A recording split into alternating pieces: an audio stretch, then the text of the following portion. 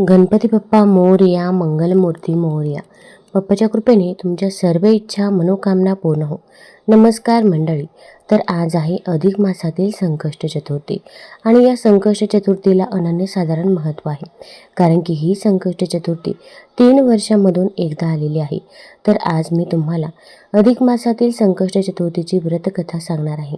ही कथा ऐकल्यामुळे आपल्या आयुष्यातील सर्व संकटे, विघ्न बाप्पा दूर करत असतात आणि आपल्या घरामध्ये सुख, शांती, समृद्धी येते.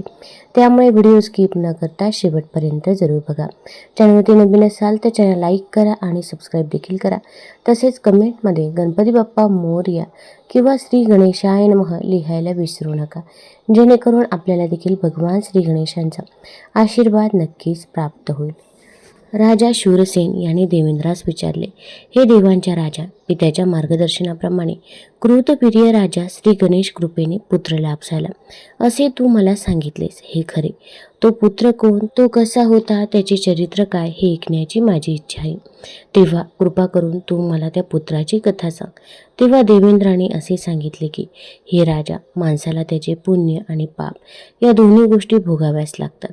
श्री गणेशाच्या कृपेने चतुर्थी व्रताच्या पुण्याने कृतवीर्य राजाला पुत्रलाभ झाला खरा, पण राणीने अशा एका पुत्रास जन्म दिला की जो पशु होता, अपंग होता. राजाने आपल्या मुलाचे जातक कर्म केले. त्याचे कार्तवीर्य असे नाव ठेवण्यात आले.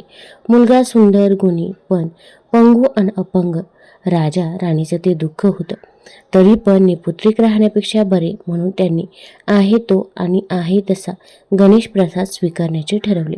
हळूहळू बाळ कार्तवीर्य हा 12 वर्षांचा झाला. एके दिवशी श्री दत्तात्रय हे भ्रमंती करत त्या राजाच्या दरबारात येऊन हजर झाले. राजा कृतवीर्यास मोठा आनंद झाला. त्याला धन्यता वाटली. त्याने अवधूतांचे उत्तम आगत स्वागत केले. सर्व कुशल समाचार निवेदन केल्याने राजाने आपल्या पुत्रास अवधूतांच्या पायावर घातले. श्री दत्तात्रयांनी आपल्या दिव्य तर्कदृष्टीने राजपुत्राच्या अपंगत्वाचे कारण, राजाच्या हातून घडलेली चूक हे त्यास सांगितले. धीर देत दत्त महाराज त्यास म्हणाले, राजा, पापाचा पुण्यापुढे टिकाव लागत नाही.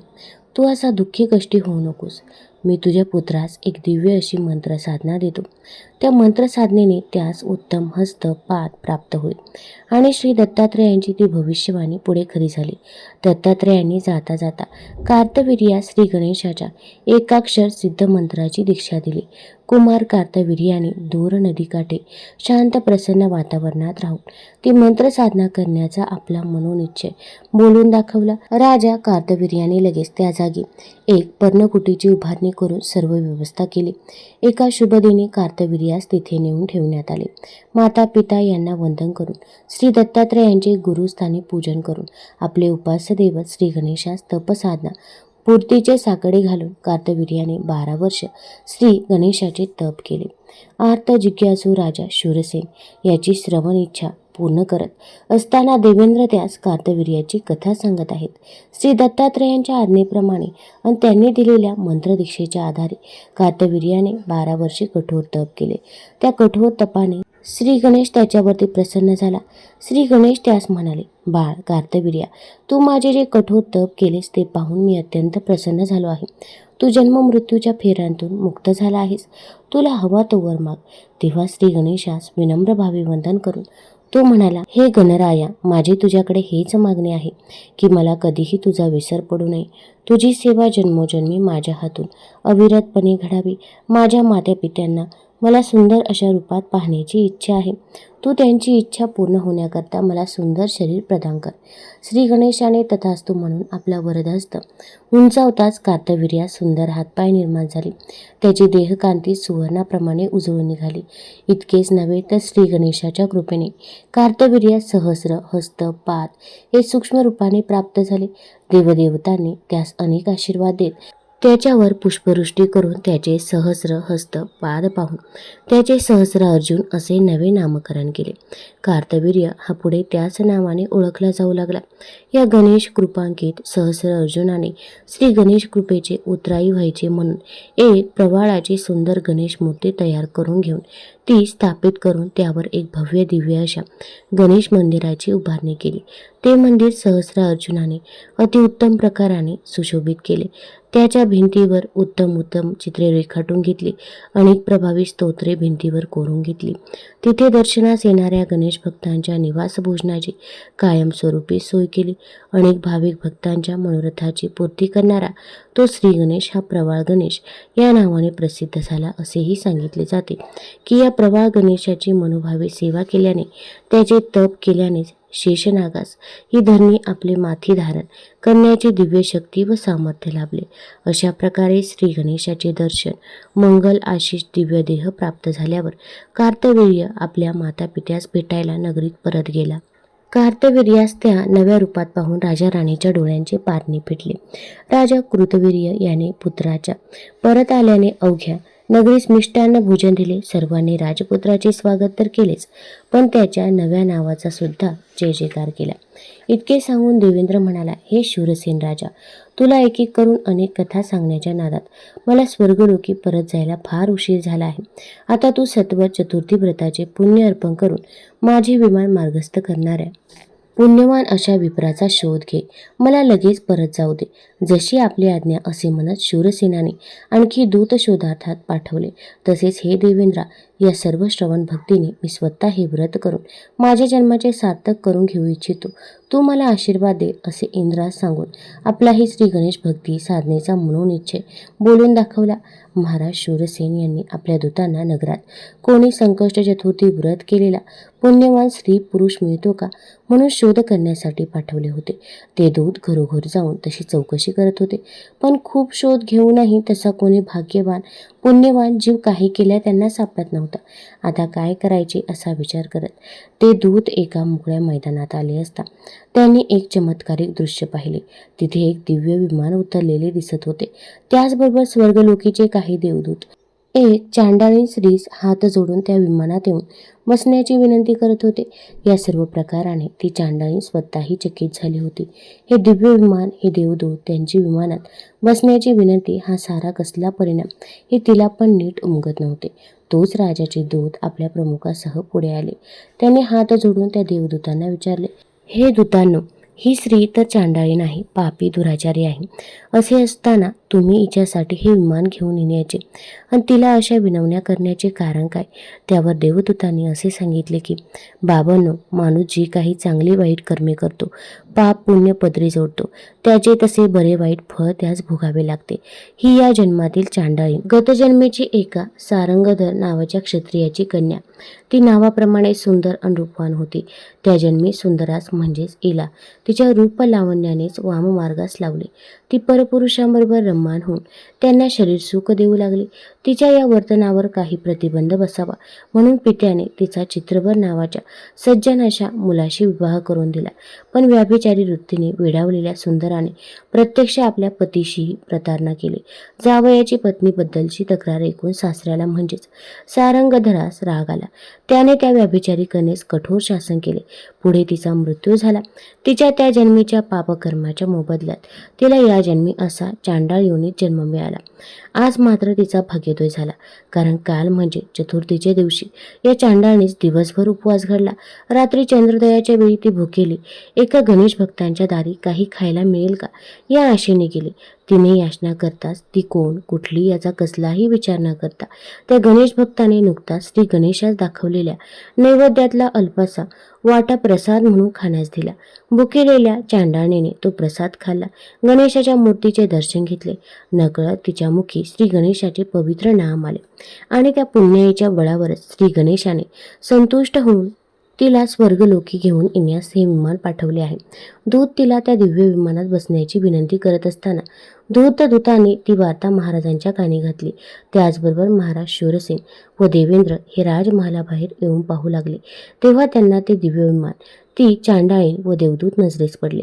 प्रत्यक्ष नगरीच्या राजास आपल्याकडे हात जोडून पुढे यातना करताना पाहून क्षणभर ती चांडाळणीही चकित झाली. त्या दिव्य विमानात बसलेल्या त्या चांडाळण्याची दृष्टी इंद्राच्या विमानावर पडली आणि ते विमान पूर्ववत झाले.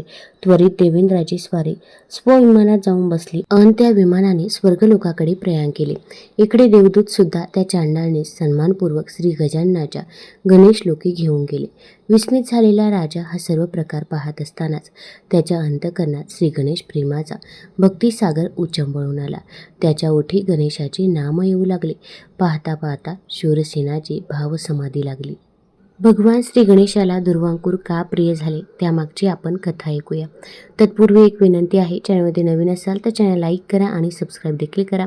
तसेच तुम्ही हा व्हिडिओ कुठून बघत आहात ते देखील आम्हाला जरूर कळवा आणि कमेंटमध्ये गणपती बाप्पा मोरया लिहायला विसरू नका. भगवान शंकर आणि बेल, भगवान विष्णू आणि तुळस, लक्ष्मी माता आणि कमळ, तसेच गणपती बाप्पा आणि दुर्वा हे एक समीकरणच आहे. गणपतीला या दुर्वा इतक्या प्रिय का या संदर्भात जेव्हा कार्तवीर्याने ब्रह्माजींना तसा प्रश्न विचारला तेव्हा त्याच्या प्रश्नास उत्तर देताना ब्रह्माजी म्हणाले, फार फार वर्षांपूर्वी जाम नावाच्या एका नगरात एक सर्वगुण संपन्न आणि तसाच मोठा धनाढ्य असलेला एक सुलभ नावाचा राजा राज्य करत होता. त्याच्या सर्वगुणयुक्त नम्र आणि सुशील पत्नीचे नाव होते समुद्रा. राजा राणीची ती जोडी अत्यंत नावाजलेली होती, कारण ते दोघे मोठे दान धर्म करायचे, यात्रा करायची, दाने द्यायची. एक दिवस एक गरीब ब्राह्मण त्यांच्या दारात भिक्षा मागण्यासाठी आला. तो ब्राह्मण अत्यंत गरीब होता. त्याच्या अंगावर धड वस्त्र पण नव्हते. त्या ब्राह्मणाची ती दयनीय अवस्था पाहून राजा राणीला दया आली. त्याने पुढे येऊन त्या ब्राह्मणाला त्याचे नाव विचारले. त्याने सांगितलेले ते त्याचे नाव आणि तो त्याचा दैन्य अवतार पाहून त्या दोघांना तो प्रचंड मोठा विरोधाभास पाहून क्षणभर हसू आले.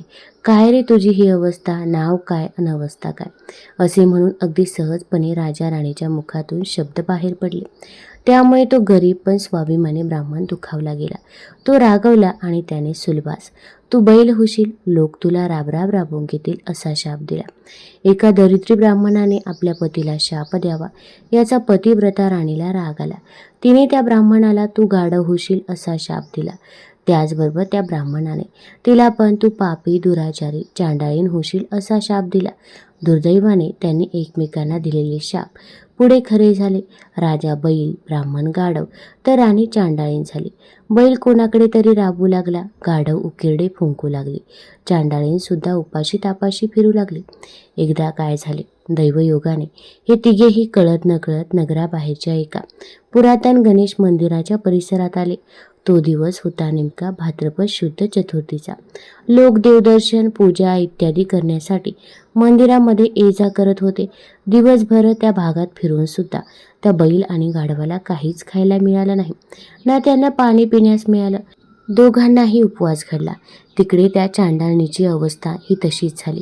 त्यातच एका पावसाच्या सरीत ते भिजले. अंगाला थंडी वाजू लागली. चांडाळणीने जवळपासचा पालापाचोळा गोळा करून शेकोटी केली आणि ती पेटवली. शेकोटी फुंकता फुंकता त्या गवतामधील एक दुर्वांकूर दूर उडाला आणि तो जाऊन नेमका गणपतीच्या मूर्तीवर पडला. तोच खाण्याच्या आशेने बैल आणि गाढव हे दोघेही तेथे आले. चांडाळणीने गोळा केलेला पालापाचोळा बाजूला करून त्यात काही खायला मिळते का शोधावे या प्रयत्नात हरळी खात असताना त्या बैल आणि गाढव यांच्या तोंडातून काही गवत इकडे तिकडे उडाले. त्यातल्या दुर्वा नेमक्या गणेशाच्या पायाशी जाऊन पडल्या. त्या तिघांकडून दिवसभराचा उपवास आणि दुर्वांकुराची पूजा ही अशा प्रकारे घडली. त्यामुळेच गणपतीला त्याचा मोठा आनंद झाला. तेवढ्यात आता रात्र आहे, मंदिरात कोणी नाही. पुजारी पण ओरीवर येऊन झोपलाय. हे पाहून काहीतरी खायला मिळेल म्हणून नैवेद्य घ्यायला चांडाळी मंदिरात गेली. ती देवाचा नैवेद्य खात असतानाच तिथे बैल आणि गाढव आले. त्यांनी पण देवापुढचे हार, दुर्वा, फळे खायला सुरुवात केली. ते पाहून चांडाळणीने रागाने आपल्या हातातील काठी गाढवाच्या पाठीवर मारली. ते ओरडले आणि काय पुजारी जागा झाला. पाहतो तर काय, बैल, गाढव आणि ती चांडाळीण देवापाशी. त्याने रागारागाने त्या तिघांना मार मार मारून बाहेर काढलं. मार चुकवण्याच्या प्रयत्नात त्यांच्या हातून मंदिराला 3 प्रदक्षिणा घडल्या. तिकडे पुजाऱ्यांनी सर्व मंदिर पुन्हा धुतले. देवालाही नव्याने अंघोळ घालून देवाची पूजा बांधली. तो उपवास, प्रदक्षिणा आणि 2 वेळा स्नान घडवणाऱ्या त्या तिघा जीवांची गणेशास मोठी दया आली. त्याने त्यांच्या दुर्वांकूर पूजनावरती प्रसन्न होऊन त्यांना गणेश लोकी घेऊन येण्यासाठी आपले गणेश दूत एक दिव्य असे विमान पाठवले. हा असा चमत्कार पाहणाऱ्या त्या पुजाऱ्याने व इतर काही लोकांनी गणेश दूतांना असा प्रश्न विचारला की, हे गणेश दूतांनो, या 3 जीवांच्या हातून नेमके असे कोणते पुण्यकारक कर्म घडले की त्यांना घेण्यासाठी प्रत्यक्ष गणेश लोकातून आकाशातून दिव्य असे विमान यावे.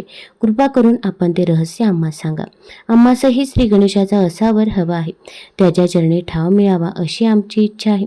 बैल, गाढव आणि चांडाळीण यांना घेण्यासाठी जे गणेश दूत आले त्यांनी जेव्हा या तिघांचे कोणते कर्म यांना मोक्षास नेत आहे असे विचारले असता गणेश दूत म्हणाले, कळत नकळत त्यांच्या हातून श्री गणेशाचे जे दुर्वांकूर पूजन झाले त्याचा हा प्रताप आहे. त्यांनी दुर्वेच्या संदर्भात अधिक माहिती देताना असेही सांगितले की एकदा इंद्राने नारद मुनींना दुर्वेचे महात्म्य विचारले तेव्हा त्यांनी इंद्रास एक कथा सांगितली. ती अशी की अनेक वर्षांपूर्वी स्थावर नावाच्या एका नगराजवळच्या रम्य प्रदेशात कौंडिन्य ऋषी राहत होते. त्यांच्या आश्रमाजवळ एक छान तळे होते. त्या तळ्यात रोज अनेक सुंदर सुंदर कमळे उगवत. कौंडिन्य ऋषी हे थोर गणेश उपासक होते. ते रोज श्री गणेश नामावली पठण करून गणेशास एक कमळ अर्पण करत. एकदा या गणेश भक्त ऋषींना त्यांची धर्मपत्नी आश्रया हिने एक प्रश्न विचारला की स्वामी गणेशाला दुर्वा इतक्या प्रिय का? तेव्हा आपल्या पत्नीच्या त्या प्रश्नाला उत्तर देताना कौंडिन्य ऋषी म्हणाले की प्रिये, एक दिवस यमलोकात यमराजाने एका मोठ्या उत्सवाचे आयोजन केले. त्यासाठी स्वर्गलोकातील अनेक गण, गंधर्व, अप्सरा आणि नृत्यांगांना यांना पाचारण केले. त्या उत्सवाच्या निमित्ताने अनेक नृत्य गायनाचे कार्यक्रम झाले. एका नृत्याच्या कार्यक्रमात तिलोत्तमा नावाची एक अत्यंत सुंदर कमनीय रूपयौवना अप्सरा आपले नृत्य सादर करत असताना तिचे सौंदर्य पाहून प्रत्यक्ष यमराज तिच्यावरती मोहित झाले. त्यांचा कामाग्नी इतका उफाळून आला की यमराजाने तिला तत्काळ आपल्या महाली नेले आणि तिच्याशी अंगसंग केला. यमराजापासून त्या नृत्यांगनेला एक पुत्र निर्माण झाला. त्याचे नाव ठेवले अनलासूर. या अनलासुराचे डोळे जन्मताच निखाऱ्यासारखे जळजळीत आणि आग ओकणारे होते. ते बालक जन्मताच आपल्या दृष्टीने सकल पृथ्वी अग्नीने जाळू लागला. अनलासुराने पृथ्वी जाळण्यास सुरुवात करताच इतर लोकीच्या लोकांनाही आपल्या जीविताची काळजी वाटू लागली. त्यांनी जीवरक्षणासाठी सृष्टीचे संरक्षक भगवान विष्णू यांच्याकडे धाव घेतली. त्यांना यमपुत्र अनलासुराच्या कारभाराची कल्पना दिली व रक्षण करण्याची प्रार्थना केली. त्यावेळी त्या सर्वांना दिलासा देत भगवान विष्णू म्हणाले, लोक हो, या अनलासुराचा नाश करायला हवा हे खरे, पण ते कार्य माझ्या हातून घडणार नाही. तर अनलासुराचा शेवट हा शिवगौरी पुत्र श्री गणेश याच्याच हातून घडेल असेच विधी लिखित आहे. तेव्हा आपण सर्वजण श्री गणेशा शरण जाऊया. तो आपले कार्य नक्की करेल. अनलासुराचा वध होणार, त्याचा शेवट हा श्री गणेशाच्या हातून होणार. हे वृत्त समजताच सर्वांना आनंद झाला. त्यांनी या जनहित कार्यासाठी गणेशास प्रवृत्त करायला गणेश लोकी धाव घेतली. त्यांची प्रार्थना ऐकून विघ्नहर्ता गणेशाने त्यांना मी तुमचे संकट निवारण करेन असे अभिवचन दिले. इकडे श्री गणेश आपल्या शरणागत भक्तांना निर्भय करत असताना अचानक तिथे प्रत्यक्ष अनलासुराचे आगमन झाले. त्याने आपल्या नजरेतून अग्निज्वाला उगण्यास सुरुवात केली. तेव्हा सारेजण आपापले प्राण वाचवण्यासाठी इकडे तिकडे पळून गेले आणि दडून बसले. फक्त श्री गणेश हाच एका बालकाच्या रूपात जाऊन त्या अनलासुरासमोर जाऊन उभा राहिला. कौंडिन्य ऋषी आपल्या पत्नीस सांगत होते की जेव्हा तो अनलासूर या गणेशापुढे आला तेव्हा त्याने आपल्या निखाऱ्यासारख्या दृष्टीने सृष्टीतल्या पाण्याच्या साठ्यांची वाप केली. झाडे झुडे वनस्पती पार करपून टाकल्या. जमीन सुद्धा तप्त होऊन बंगाळू आणि चिराळू लागले. सर्वत्र एकच हाहाकार झाला. प्राणी पक्षी जंगलात लागलेल्या प्राणघातक वणव्याने होरपळून जळून मरू लागले. एकूणच अवघे त्रिभुवन हे अनलासुरामुळे त्रस्त झाले. हा सारा असा महाभयंकर प्रकार पाहून श्री गणेशाचा राग अनावर झाला. पाहता पाहता बालकरूपी गणेशाने आपले विराट रूप धारण केले. त्याने एका हातानेच अनलासुरास उचलले आणि काय होत आहे हे त्याला कळायच्या आत त्यास सरळ गिळंकृत करून टाकले. अनलासूर गणेशाच्या पोटात जातात गणेशाच्या अंगाचा मात्र भयानक दाह होऊ लागला. त्याचे अंग तापू लागले. आता आपला रक्षक गणेशाचा हा अंगदाह कसा शांत होईल याची सर्व देवदेवता आणि भक्तगणांना एकच चिंता लागली. अनेकांनी अनेक उपाय केले खरे, पण वरुणाने गणेशाच्या अंगावर शीत उदकाचा वर्षाव केला. चंद्र त्याच्या माथ्यावर जाऊन बसला. शंकरांनी आपला नाग त्याच्या पोटावर बांधला. भक्तांनी चंदनाचा लेप गणेशाच्या अंगास दिला, पण देहाचा दाह काही शांत होईना. त्यावेळी वनस्पतीशास्त्राची माहिती असणारे काही ऋषीमुनी आणि त्यांचा शिष्यवर्ग रानावनात धावला. त्यांनी शीतगुणी दुर्वा शोधून आणल्या. त्या दुर्वेच्या 21 असंख्य जोड्या केल्या आणि 88,000 ऋषींनी श्री गणेश नामाचा जप करत त्या दुर्वा श्री गणेशाच्या मस्तकावर चढवल्या. आणि काय आश्चर्य, थोड्याच वेळात त्या शीतगुणी औषधी दुर्वामुळे श्री गणेशाच्या अंगाचा दाह शांत झाला. श्री गणेशाने त्या ऋषीमुनींना अनेक मंगल आशीर्वाद दिले. तसेच ज्या दुर्वांच्या वनस्पती वनस्पतीमुळे गणेशाचा देह शांत झाला. त्या दुर्वेळेस गणेशाने असे वरदान दिले की जो कोणी भक्त मला या दुर्वा अर्पण करेल त्याला यज्ञाचे फळ आणि सुख शांती वैभव प्राप्त होईल. त्याला ज्ञान कला बुद्धी चातुर्य यांचे वरदान मिळेल. त्यांच्या सर्व संकटांचे निराकरण होईल. त्यास सुख प्राप्त होईल. श्री गणेशाने अशा प्रकारे अंलासुराचा नाश केला. त्यावरूनच त्याच्या सहस्रनामावलीत त्याचे कालानल प्रशमन असे नाव प्रसिद्ध झाले. ही घटना जिथे घडली तिथे स्थापन केलेल्या श्री गणेशाचे विघ्नहर गणपती असे नामकरण करण्यात आले. तुम्हाला जर ही कथा ही माहिती आवडली असेल तर चॅनल लाईक करा, सबस्क्राईब करा आणि आपल्या मित्रपरिवारासोबत जरूर शेअर करा. धन्यवाद.